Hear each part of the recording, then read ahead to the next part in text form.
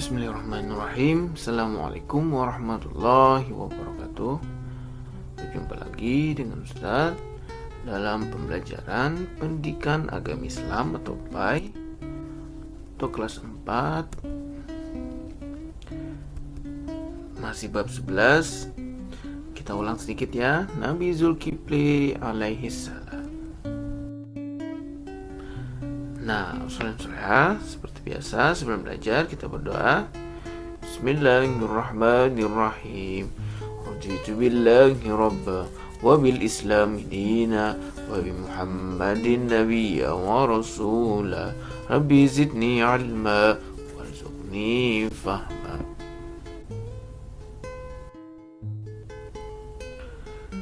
Nah, saya hari ini kita menyimak dan menyaksikan video tentang kisah Nabi Zulkifli alaihissalam.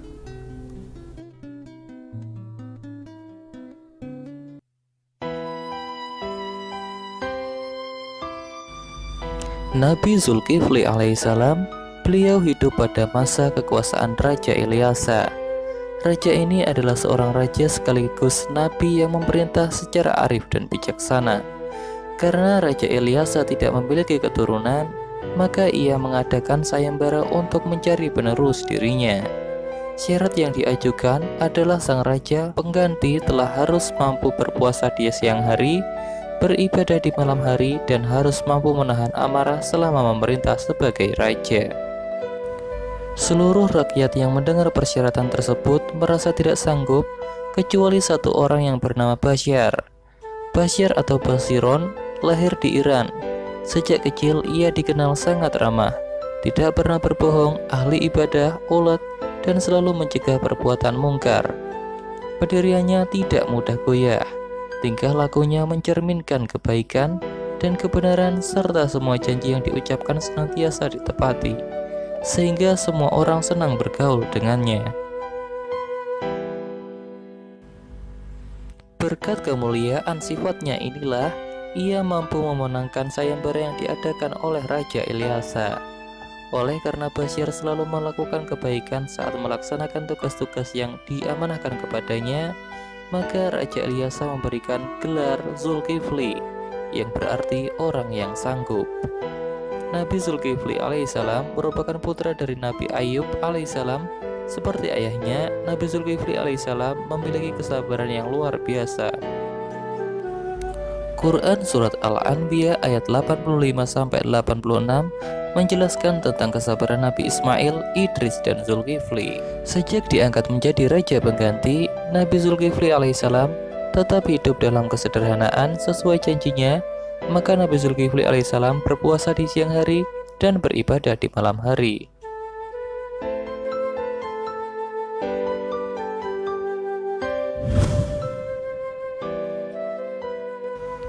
Suatu hari Nabi Zulkifli alaihissalam merasakan kelelahan yang teramat sangat setelah mengurusi rakyatnya, sedangkan waktu tidurnya digunakan untuk beribadah.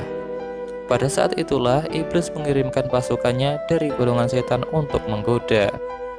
Setan datang ke istana dalam wujud manusia laki-laki jelata yang meminta keadilan hukum pada raja. Meski para pengawal kerajaan telah memberitahu bahwa raja sedang beristirahat, tetapi setan tidak peduli dan terus memaksa ingin bertemu dengan raja. Mengetahui hal ini, Nabi Zulkifli alaihissalam meminta temannya agar terlebih dahulu datang ke ruang pengadilan istana. Setelah beristirahat sejenak, Nabi Zulkifli alaihissalam berangkat menuju ruang pengadilan. Walaupun sesampainya di sana, tamunya ternyata tidak ada di sana, dan saat ditunggu tidak kunjung datang. Hal ini terulang kembali pada keesokan harinya, dan Nabi Zulkifli alaihissalam tetap tidak terpancing amarahnya. Untuk yang ketiga kalinya, setan berinisiatif langsung masuk ke rumah Nabi Zulkifli alaihissalam dan mengetuk pintu kamar tempat Nabi Zulkifli beristirahat. Tetap saja Nabi Zulkifli alaihissalam menemuinya hingga akhirnya setan menyerah dan mengaku bahwa ia dikirim oleh iblis untuk menggoda dan memancing emosi Nabi Zulkifli alaihissalam.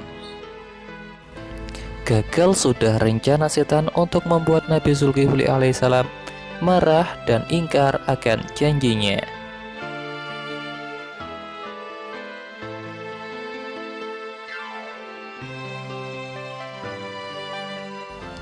Ujian juga datang dari rakyatnya sendiri.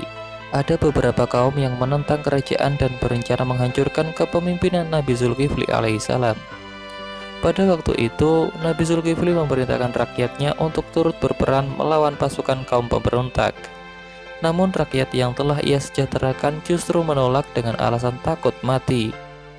Mereka mau turut serta bertempur dengan syarat telah ada jaminan bahwa mereka tidak akan mati saat di pertempuran. Akhirnya Nabi Zulkifli alaihissalam berdoa kepada Allah Subhanahu wa taala, memohon agar kaumnya diselamatkan pada saat peperangan berlangsung. Doa ini dikabulkan oleh Allah Subhanahu wa taala.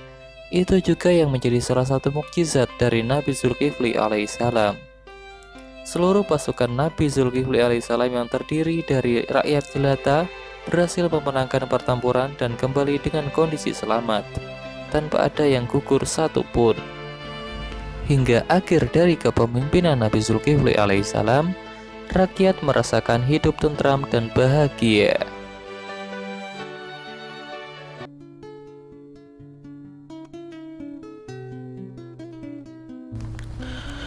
Nah, soleha, demikian tadi video pembelajaran kisah Nabi Zulkifli alaihissalam. Semoga setelah melihat video tersebut kita bisa lebih mengenal dengan Nabi Zulkifli dan bisa meneladani dari sikap teladan Nabi Zulkifli alaihissalam. Nah, sebelum mengakhiri pembelajaran kita baca doa akhir majelis. Bismillahirrahmanirrahim. Subhanakallahumma bihamdika asyhadu an la ilaha illa anta astaghfiruka wa atubu ilaik. Nah, sampai berjumpa lagi di video pembelajaran berikutnya. Salah khilaf mohon maaf. Assalamualaikum warahmatullahi wabarakatuh.